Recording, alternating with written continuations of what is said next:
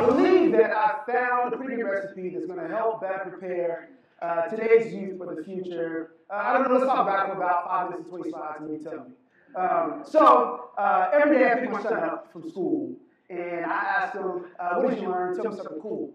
With this particular day, my son jumps in the car and he has this big smile on his face. And he's like, Dad, I got something cool for you. It's a joke about your mother. And I'm like, Mama? And he's like, your mother. And I'm like, okay. Now, before I tell you the joke, my son is not a yo mama type of guy. He's really laid back. He's very soft-hearted. And so when he told me he had a joke about my mother, my ears perked up. So I said, son, tell me a joke. He says, okay, Dad, here we go. Your mother is so stupid, she doesn't even know how to solve for X. And I'm like, that's so bad. I can't. But apparently he's been talking to some kids at school, and he's killing them with this joke. And I know my son is not going to be able to walk the streets of Oklahoma City telling your mama jokes like this. So I started hitting him with some old school jokes, right? Your mama's so fat, she sweat maple syrup, right? Your mama's so bald, her braids look like stitches, right? Your mama's so skinny, she got a hula hoop with a Cheerio, right? Your mama, her teeth is so gapped, she has to floss with a jump rope, right? And so he's looking at me, and he's like, Dad, it's not cool. It's not funny. I'm like, yes, it is. You don't know about your mom jokes. Go in your room, think about it for a little bit, and then don't come back till you got 3 good your mama jokes, right? And so it's kind of quiet. But eventually he comes back out, and I can hear him laughing, right? And he's like, I got it. And I'm like, tell me your mama jokes. He says, your mother's so old, her first car was a pterodactyl. I'm like, all right. Your mother's teeth is so bad, she might as well be a part of the Beaver family. I'm like, okay, all right. And he says, your mom is so fat, she has to bathe in the Pacific. He's like, think about it, Dad, the Pacific. That's an ocean. I'm like, okay, all right, you got it. So now, me and my son, we're vibing. I feel like more of a man, I feel like more of a father because I prepared my son for the world of your mama jokes. He's ready to go out into the world. And whenever we see a lady walking with kids, we have a great time talking about how she's probably not a good mother, or how her hair looks, or whatever the case is.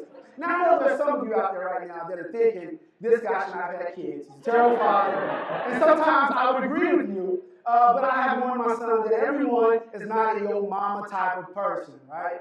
And that it's less about their actual moms, because I don't really know people's moms that I talk about, but it's about creativity.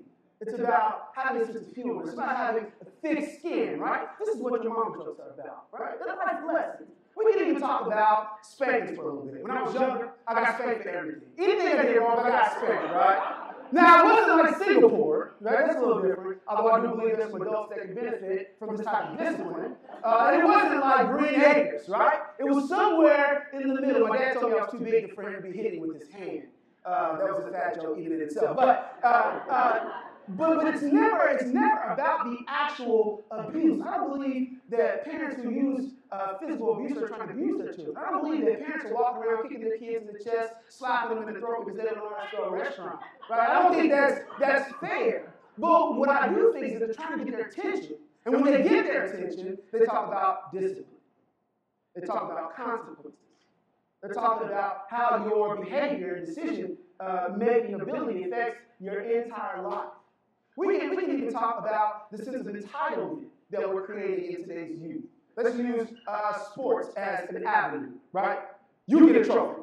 You get a trophy. You get a trophy. It's like Oprah on the softball field, right? Everybody gets a trophy, right? But it's not because you won, or it's not because you played hard, it's because your name was on the roster.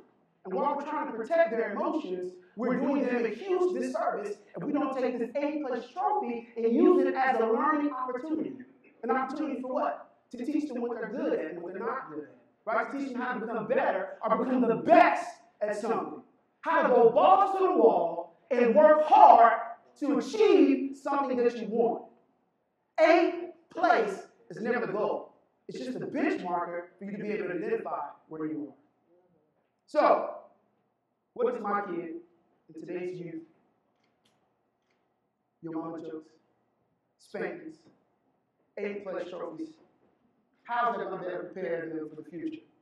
I believe that with the heavy dose of these 3 things, we create some highly functional adults that aren't easily offended, that are able to take what people say and it rolls off their shoulder, right? That are able to work hard and be resilient and not point or pout when things don't go their way. I think we can do it. It's going to take a heavy dose Your mama jokes. Spankings and 8th place trophies. Thank you so much.